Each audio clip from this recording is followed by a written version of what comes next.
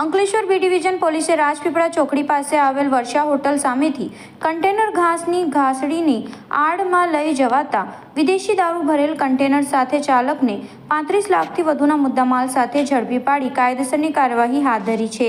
Ankleshwar B division police મથકનો staff પેટ્રોલિંગમાં હતો તે દરમિયાન બાતમી મળી હતી કે સુરતથી વડોદરા તરફ નીકળેલ રાજસ્થાન પાર્સિંગના કન્ટેનરમાં વિદેશી દારૂનો જથ્થો ભરી લઈ જવામાં આવી રહ્યો છે।